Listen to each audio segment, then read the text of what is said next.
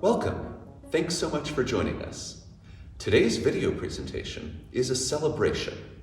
First, of Elliott Carter, one of the most important composers of the 20th and 21st centuries.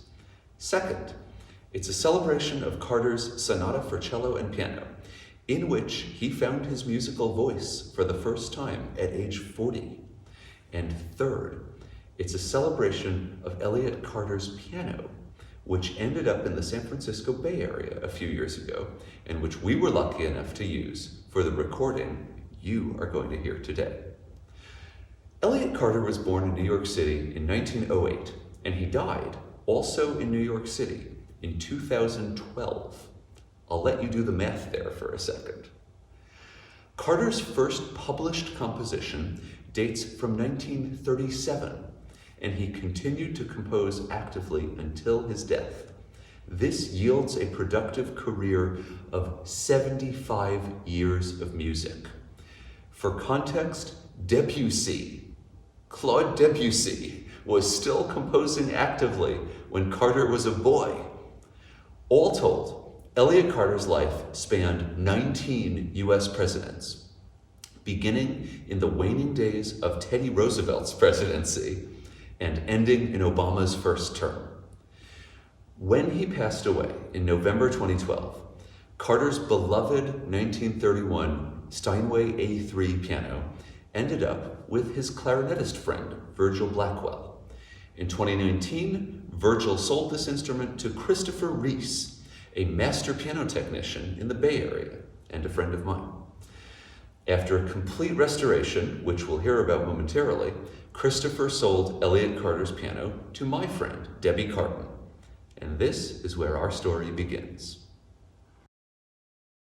So I am here with master piano technician Christopher Reese at his shop in San Rafael, California, right across the bridge from me, from Miles Graber, from Debbie Carton, and of course, from Elliott Carter's piano. So Christopher, tell us about how this piano ended up in your shop. So I got a call from a piano technician down in the South Bay, and he said, there's a piano you might be interested in. And it was a little embarrassing. He said it belonged to this famous American composer named Elliott Carter. And I went, Sorry, Elliott. And it belongs to a man named Virgil Blackwell, and he's getting older, and he's decided that he doesn't want the piano anymore. So I called up Virgil Blackwell, and he said, yeah, I have this piano, and I got it from Elliott Carter's estate, and I brought it out from New York. Right. And so I thought, piano from New York. New York kills pianos. Right. Because it's bone dry in the winter when it's cold, and it's humid as hell. Dripping wet. Yep. And every year, each cell of wood swells up with the moisture and then contracts with the dryness. And I remembered my floors in Wisconsin, where in the summertime, the boards were pushing together like this, and in the wintertime, there was a gap between the boards. And I thought, yeah, okay. But it had provenance. And usually provenance, people say, oh, my mother was a concert pianist and it belonged to her. And what that says to me, it's completely worn out. Right. So I thought, okay, a completely worn out piano from the East Coast that has, quote, provenance. Right. So I never went to see it. I just had him take some pictures of it, and I could see the soundboard was kind of compromised because but I bought it. I paid a lot for it because of its provenance, which turns out in the end to have been very fortuitous, because its provenance has now generated this whole world of honoring the composer, honoring musicians, yourself and Miles, and me a little bit. Absolutely, and, more than a little, yeah. And Debbie Carton, who purchased and loves the piano for what it is, and so, okay, so I got it. It was shipped up to me, and it came in the door, and it got set up, and I went, this guy wore his piano out twice. Twice. It was new when he got it. In He 31. Apparently right. in 31. Yeah. That's when it was made anyway. Yeah. And then it was rebuilt with all new action parts and strings, and it was worn out again. The finish was peeling off. The soundboard didn't look so great. There were some little hairline cracks in the bridge pins. And the hammers, everything was just worn out. It was shot. Yeah. And, you know, you can kind of tell there's a pluck test. You go up to a note up here, and you play the note. Sustain. Very nice. It's still going, if you can't hear it. Yeah. There, now it's done. Yeah. So that's a good sign. And so I sent it off to the refinisher, and I ordered the parts. I measured the parts that were going to go on it, and it came back from the refinisher. And we put the strings on, we put the dampers on, and then I do this thing trying to figure out the best parts for the piano. So Christopher, we're about to, in our video presentation, we're about to enjoy a complete performance of the Cello Sonata. While we're listening to this piece, what do you want us to keep an ear out for in the instrument? What should we be listening for? What's special about this piano to you? So every piano has a different way of speaking. Of course. But ideally, a piano should be able to whisper and still be heard, and to be able to shout and not hurt your ears. Right. And everything in between. And Miles Graber is a master of that. He's the best. He Absolutely. is not afraid to play soft. Nope. He uses a whole dynamic range. Unlike some pianists who, like some artists, you give them all the paints in the color spectrum and they paint with bright red. Yep. And, you know, there's a place for bright red. Yes, of course. Yeah. In Japanese art, I think they have, or Chinese scroll paintings, a drop of red. A drop of red, exactly. A drop of red. Yep. Absolutely. There's, I think the piano and the pianist on this recording are just so perfectly matched and perfectly captured by David Bowles, master recording engineer, of course. Absolutely. Yeah. Yeah, I'm really thrilled that all my perseverating on every detail of the piano and going over and over again. Because doing the work, there are 10 adjustments per note, and quite a number of them, you change one and it changes the other. And getting the keys balanced right and the internal geometry to balance, and then getting every note to sound and feel similar. Yes. It's a lot of work, and I think I got it once, and then I go back through and I notice there's this, and then once I start noticing, like the gradations of detail get finer and finer and finer. And then the piano's delivered and it starts all over again. Because you play a piano and it goes out of adjustment. True. There are, I think, and every note has 8 pieces of felt or leather, and they compress over time. Right, of course. Yeah. Well, we've met Christopher and his shop. Now let's cross the San Rafael Bridge in the other direction and meet Debbie and Elliott Carter's piano. I am sitting here with Debbie Carton, the owner of Elliott Carter's piano, in front of Elliott Carter's piano. And I am sitting on Elliott Carter's piano bench, which, Debbie, what do we call this? The Elliott Carter Rumpus Receptacle. The Rumpus Receptacle. Debbie, tell us about this instrument. Tell us the story of how you got this piano, how it ended up in the Bay Area in Albany, California here. Okay, let's start with the story of Ellie. Ellie, as I call her, and many other people do too, is a Steinway 1931 A3. She's 6'4". She was purchased by the Carter family for Elliott when he was 21 and lived with Elliott Carter for 83 years before his death at 104. Yes. After he passed, the estate sold it to his friend and might have been secretary, Virgil Blackwell, clarinetist. And Mr. Blackwell moved himself and Ellie out to Carmel, California. And then Ellie sat there at Virgil's place and didn't do very much, didn't get played very much, and so Mr. Blackwell decided to sell her. He sold her to Christopher Reese, piano technician extraordinaire of San Rafael, who rebuilt her from the ground up. Flash forward to June 2020, when I decide, having retired after being a librarian for 30 years, 10 of which were as a music librarian at the Berkeley Public Library, that I was finally going to buy a grand piano. I had had a decent Mason and Hamlin upright before then, but I'd never owned a grand. So I went and test drove a whole bunch of them, asked friends, and David Love, the San Francisco piano technician, said, "Oh, I don't have anything, but you should go check out this one." So this one. So that is how we met. We went out to San Rafael, to Christopher's workshop, and I walked in and took a look around the room, and there were pianos of all sorts, and I sat down at Ellie, played one chord of the Schubert I was working on at the time, and went, yeah, this is my piano. Love at first sight. It was love at first sight and at first touch.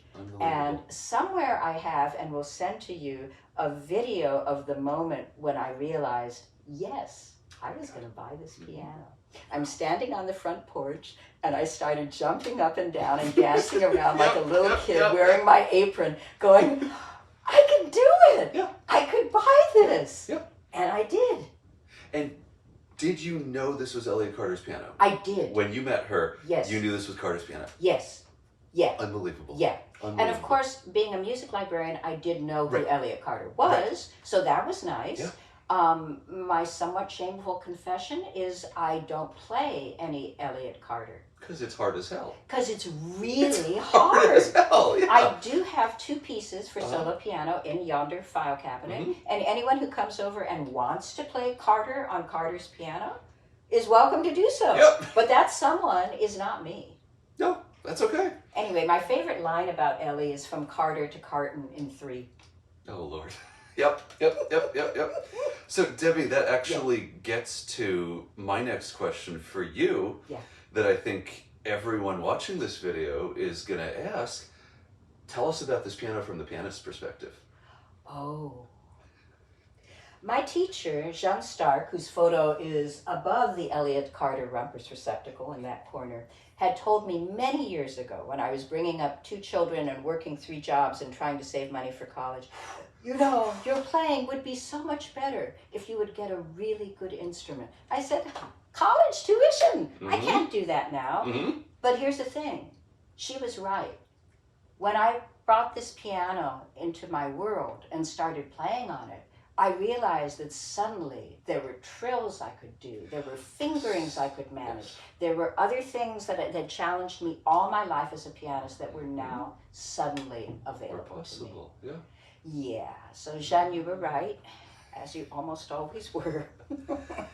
I hope everyone watching is going to appreciate how incredible this instrument is, and you're going to hear it in just a few minutes in my recording of the Carter Cello Sonata with Miles Graber, which features, keep an eye out, in the 4th movement, Miss Jenny makes an appearance in the video.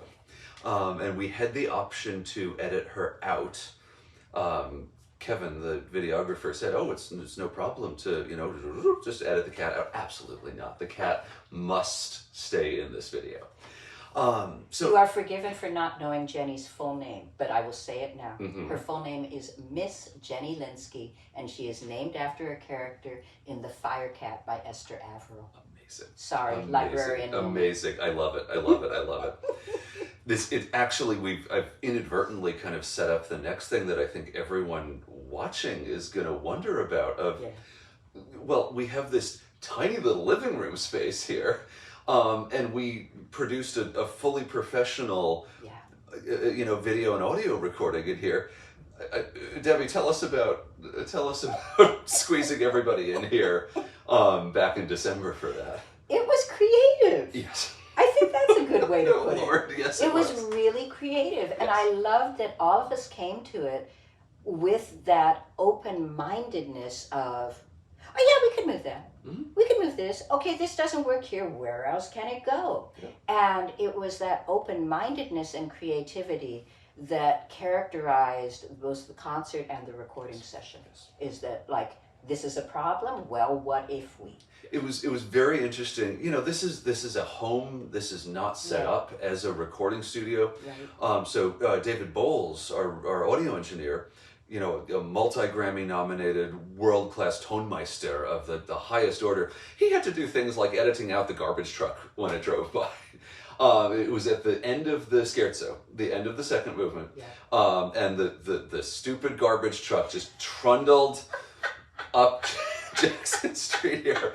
And David was very funny. He said, "Oh well, yeah, you missed a note when the garbage truck was driving by anyway, so I just switched it out for a different take." God bless that man. Yeah, that was really something. Yeah. Debbie, what was it like? This is a completely subjective question, but what was it like to have us here playing Carter's music on Carter's piano, the concert, the recording? I mean, tell us about your experience on your end as the owner and the caretaker. As the keeper. The keeper of Ellie, yes. As the keeper of Ellie and of the magic that this piano has seen. Oh my God, yes. I am very aware as a musician, as a pianist, as a music librarian of just how important this instrument is. Yes. And to have the instrument that spawned, as it were, all that music, 83 years worth of music in Carter's life. That he wrote at this piano. Exactly. At this very instrument. When I think about the other pianists who have sat at this keyboard, I'm sure Barenboim was there. 100%. Yes. Oh yeah. Oh yeah, he was. Oh yeah. It just blows me away that it went from Carter to Carton in 3. Unbelievable. But there was a very, very special thing that happened at the December 11th birthday concert. And I know you were aware of it, though you had other things on your mind. I think every person in that room, and there might have been 20 of us, was fully aware that we were witnessing and experiencing something that, I mean, it was not just a don't step into the same river twice moment. It was really magical. Yes. Because here was Carter's music performed at this piano that it had been composed at by wonderful musicians on Carter's birthday. On Carter's birthday. Yeah. On Carter's birthday. Yeah. And the only thing that would have made it better was if the second owner could have been here. Right. But this is going to be an annual event. Exactly. And I have to get on that. Yes, we do. Yes, we do. And hopefully Mr. Blackwell will be here for that next one. Yeah, what an amazing way to honor the story of this piano, and that it ended up literally in my backyard. Yeah. Like it was a pretty remarkable thing, you know, the morning of the recording, that I woke up, blah blah blah, got ready, warmed up, practiced, got in the car, rolled down the hill. Literally 7 minutes drive to Elliott Carter's piano. Yeah. What an incredibly fortuitous connection and turn of events here. In just a moment, we'll hear a complete performance of Elliott Carter's Cello Sonata, featuring myself and pianist Miles Graber. Before we do, a few quick thoughts about the piece. Now, I mentioned before that Carter didn't really find his musical voice until he wrote this piece, which he finished on his 40th birthday on vacation in Vermont. In his cello sonata, Carter developed the technique of metric modulation, in which tempo changes are expressed as relationships between note values rather than expressive indications or metronome markings. This makes for music that is constantly shifting speed and character, but doing so smoothly that many changes are perceived only in retrospect. This piece is a study in contrasts. Instead of artfully melding the sound worlds of the cello and piano respectively, Carter revels in the myriad differences between these two instruments. Listen, for example, to the opening of the first movement, where the cello weaves a sinuous lyrical melody around the unyielding rhythmic ostinato of the piano part. And keep an ear out. We will come full circle at the end of the fourth movement with the two roles exactly reversed. It's like T.S. Eliot wrote in the Four Quartets, "In my end is my beginning." Finally, today's video is a celebration of my long friendship and collaboration with pianist Miles Graber. I owe Miles a tremendous debt of gratitude for doing this monumental recording with me. After the performance today, Miles and I will sit down on camera to gab about the piece and the project. Stay tuned.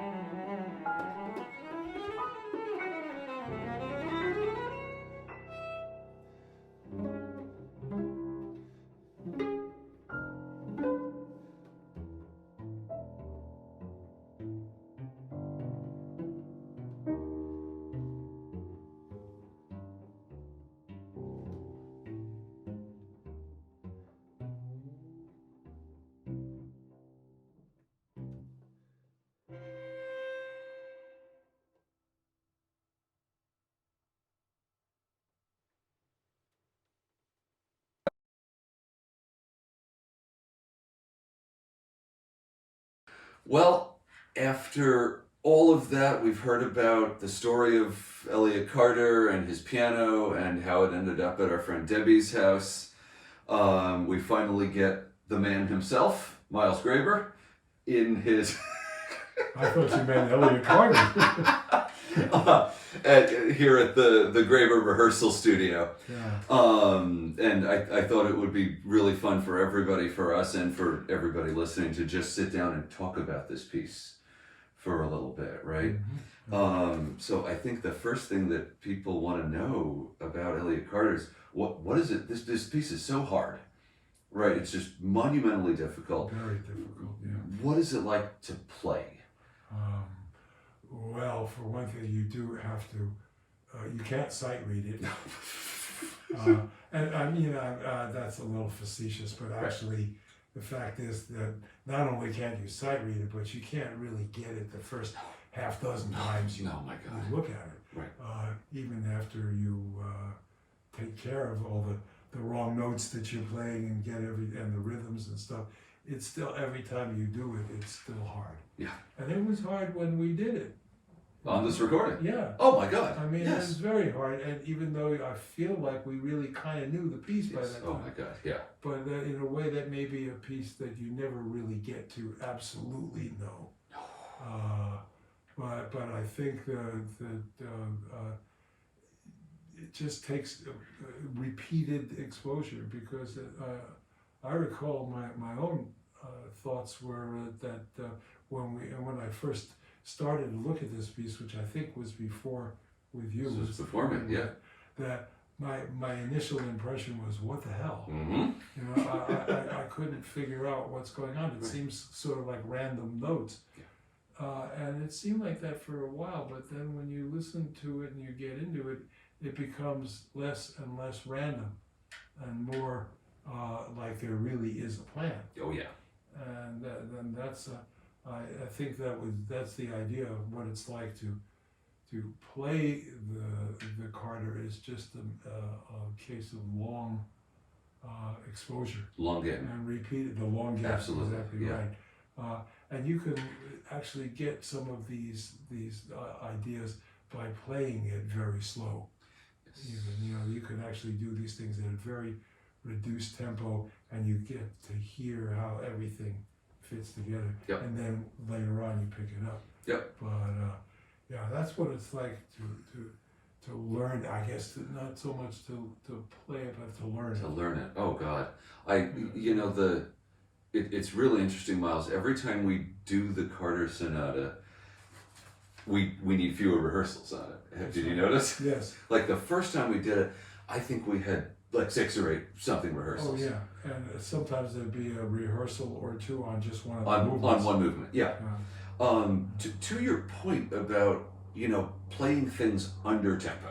Yeah. Right, like the whole fourth movement, right? It's kind of this bebop toccata situation. Bebop especially. Right, and I think we're gonna get to that. Yeah.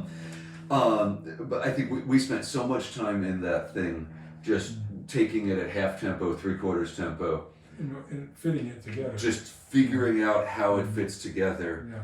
And the other spot that I always keep coming back to, it's in the first movement. And the funny thing is, for the listener, for all of you listening on this broadcast, it sounds completely smooth, effortless, like everything else. But it's the spot where the 5 becomes the 4, and then the 4 becomes the 5. Yes. And you have the measure. Trying to explain this for the layman, right? It's very hard to do. It's that. oh my God. But it comes out sounding smooth. Completely smooth. But that's also a place where after the concert, people will come up to you and say, "Can I see the music here?" Oh yes, What does that look like? Especially with this, more than anything else I played, I think. Yeah. Yeah. That, hey, I'd like to see that in print. What you guys do. Or somebody, you guys just played that, right? I mean, that It was perfect. It was perfect. Improv, Oh, right? God. Well, it sounds so natural. Yeah. Right. Especially this 5 against 4 spot, Uh-huh. where you lose 20% of the tempo, but only in like one hand of the piano or something. Yeah. The other hand continues Stays in the original. in the original tempo. Beat. The original beat, not the tempo, but the beat. Yeah. And it is. I had to learn how to. Well, us piano people are supposed to be able to do. Right. Well, you're 3 against 2, and rub your tummy and pat your head. You know, and then rub your tummy in 5/4, and you pat your head in 3/8, or something. Yeah. You know, but that's part of the idea of that piece is that it's so rhythmically complicated looking, but actually when you get it, it sounds okay. Yeah. And I to that point actually that. As we rehearsed it more, and like you were talking about how we needed shorter rehearsals, in fact, it took less time to figure out the pattern. Yes. You know? And it just made sense a lot quicker. And I think also I've noticed that in the later rehearsals after we got to know it, didn't really have to count so much in the beginning. As much. You know, as much. Yeah. Oh yeah, there's a lot of counting going on, but in fact, I'm hearing more, oh yeah, here I come in here. Miles, there's we talk a lot about how many, just this panoply of influences on Carter, right? All the different things he was listening to and referring to in this cello sonata kind of at the beginning of really figuring his own music out, right? Mm-hmm. So what should we be listening for in this? Yeah, this is a good question, because if you're listening for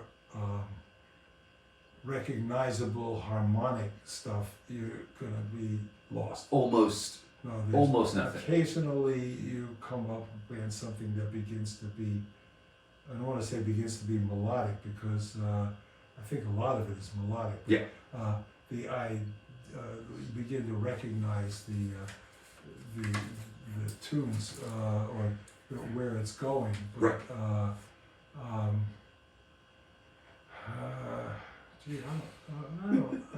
It's hard to. What do you? Yeah. Oh, I mean, you can tell what a smart guy Carter was. Yeah. Right. The way, I mean, there's, like I was saying, like bebop toccata earlier, right? Yeah. Sometimes it sounds like Bach. Sometimes it sounds like Charlie Parker. Yeah. Right. There's he'll throw in plain chant. Yeah. Right. There's the little Dies Irae quote. Yeah, that goes all for quite a while. Right. In the scherzo. Yeah. Gosh, it's so hard to just put your finger on the style. Yeah. Right. Well, and he was writing at a time when there was all that exposure to so many things. This is what, right. 1948. 48. Yeah. So he probably he was in New York, so he probably went and heard Charlie Parker a few times. Exactly. Yeah. And a few of those other guys. Yeah. You know, were right there, and but you hear Bartok in here. Bartok, a little Shostakovich sometimes. Yeah, and so it's not to say that the music is derivative, like he's imitating. The least, the furthest thing from it. Yeah, because it really is his voice. Yeah, yeah. You know, and I think some, like you hear Copland, Gershwin, right? Like those like kind of that between the war American sound a little bit. Yeah. In parts. In parts, it's always kind of, it's like a drive-by glimpse. And sometimes. they all sort of sounded similar in that way. Right. Well, obviously that was a big mixing bowl period. Oh my God, of course. That time. And I think the last thing about the piece itself to keep in mind when you're listening is all 4 movements are in totally standard forms. Yes. Right, it's a sonata form, scherzo and trio, kind of a beautiful slow movement. The beautiful slow movement that's kind of a song form, kind of an ternary type thing, and then and it's a rondo. Yeah. The fourth movement's a rondo, so it's a classic sonata. It's a classic. It's like Beethoven wrote in the same forms. Yeah. It's yeah. And after a while, at first when you're playing that stuff, it's not clear at all. No. That's the case. No. I mean, the movements aren't labeled, are they? I don't think so. No. So you don't really immediately notice, hey, this is like a classic sonata. Right. No, but that comes out after a while. after you've done it a few times and you Yeah. start to realize, Hey, that's the I remember recap. That's the recap. Yeah. Wait. That's the yeah. And he quoted that theme from that little tune from the other. Yeah. You know? Yeah. And I think that probably is some of what you're listening for is those It's motifs structure. Yeah. and you know, and the way things come back, because there's no real. Well, there are a few things that you could say are melodies, but it's all like that stuff. Just sort of always turns out. Well, I remember. I tell you, John Cage one time one of his Yes. remarks was, no matter what we do, it always ends up being melodic. It's always melodic. Yeah. So when you get deep enough into this piece, past the kind of surface level, like Jackson Pollock-y, Yeah, just throwing paint. you know, the structure is deep, the melody is extremely expressive, extremely romantic. Yeah. Yeah. And but the voice and the harmony and the rhythmic structure is him. It's 100% Carter. It's definitely not Beethoven. No. Or not Prokofiev or not Bartok Right. or any of those Yeah. other fellows that were, you know, an influence and Right. stuff like that. It's he was definitely himself. And there he was fairly young. Yeah. Well, Yeah. He finished it. Remember, he finished it on his 40th birthday. that's right. We His discovered this, right? Yes. A mere 40, which for yes. Mr. Carter was basically a kid. An infant. Right. Exactly. Yeah. Yeah. Yeah. So Miles, last thing that I'm sure everyone is begging to know about, the piano. Elliott Carter's piano. Yeah, oh, it's beautiful. And, you know, I like to think that mythology and stuff is just, you know, baloney. Like, you know, you play on the piano and you can feel, you know, et cetera. Like, if you play on Beethoven's piano, Right. somehow you're communing with Beethoven. And I like to think that's really kind of, you know, suspect. Except that I really did kind of feel something like that. Yeah. And maybe there was just of course it was psychological. But I really did feel like, you know, that was, I wasn't feeling like, oh, I'm touching these keys that he touched or any of that Yeah. kind of stuff. No, but I'm just feeling like this is the instrument that he probably, I guess he was one of those composers who composes At the 100% at the piano. Yeah. and so this is the piano that sitting on the music rack here was his manuscript. Was this and he piece. was working out This actual this piece piece. Yeah. on this piano. Yeah.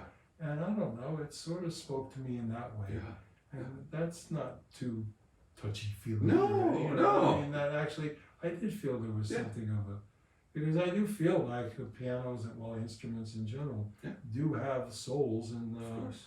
you know, and I think this, plus, it was a beautiful piano. Oh my God. It would be hard to feel that kind of connection if it was a crummy instrument.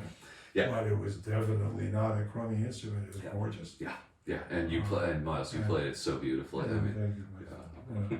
But I mean, and it was also very well cared for, and, you know, restored. and tuned perfectly and retuned and made just right. So it was a vintage instrument anyway. I think it was probably from the 20s or 30s. 30 something. Yeah. 30s. Yeah. And they were making them nice in those days. Yeah. And it has that flavor to it, that mellow kind of walnut sort of flavor, you know what I mean? That can go away in a hurry if it's not well cared for. Of course. And you can see plenty of instruments like that of that age who sound awful Yeah. because, and that's tragic. Yeah. It's To see this beautiful instrument, and you know, if this is an instrument, I bet it used to sound wonderful. Yeah. But in the case of Mr. Carter's piano, it used to sound wonderful, and it And still does. Christopher did just such a Yeah. miraculous Yeah, restoration. It's just of that. lovely, and it's probably the way it sounded, for sure, Yeah. when it was new, and undoubtedly the way it sounded when Mr. Carter was sitting at it composing Composing in 1948. the very piece that we recorded on it, Yeah. which is You know, mind blowing. and I gotta tell you, that's really kind of an honor. It's really Yeah. quite a Yeah. privilege. Yeah. It took me a while to let that sink in, actually, because I knew, you know, we were going to play on, and Debbie's piano was Carter's piano and the long story Right. about how it got to her. And I don't think I appreciated that immediately. Yeah. Because that's it's kind of hard to believe, you know, that I'm, Yeah. and so I think I kind of let that sort of went past me until we started really getting into the concert Yeah. and the And the recording. recording, yeah. And at some point oh my God, Yeah. Yeah. look what I'm doing. Yeah. You know? So I guess that's sort of the way the sonata takes you anyway, is that at first it's kind of a long experience there. Yeah. And then eventually though, oh my God, this is a very cool piece. This is nifty. Yeah. You know? Yeah, it's true. It didn't sink in. To me, it didn't sink in until after we wrapped up the recording. You know, and there's a really fun picture of us popping the champagne once David said cut on the last take of the recording. Yes, And it is. I think we're pouring the champagne, everybody's had a few, and I just, you know, I realized, oh my God, we just recorded the Carter Sonata on Carter's piano. Yes, that's right. And it sounds amazing. And how about that? And it was virtually next door. Yeah, it's down. I mean, so Yeah. Miles is like 3 minutes down the hill from me, and then the piano is another 5 minutes down the hill from us. It's like Yes. we just kind of In the, flowed downhill in December. in lovely cosmopolitan Albany, California. Right there. Right there, bingo. Mm-hmm. Yeah. That's Amazing. lovely. Yeah. Well, Miles, bravo again. And likewise to you. That was some killer cello playing Was a there. killer piano playing. Hot damn. Yeah. Hot damn. And we finally got it together. Yeah. I mean, it took a little bit, right? Yes, but we pulled it off. Yeah, we made it. Yeah. And thank you for visiting with all of us today. That's my pleasure. Yep.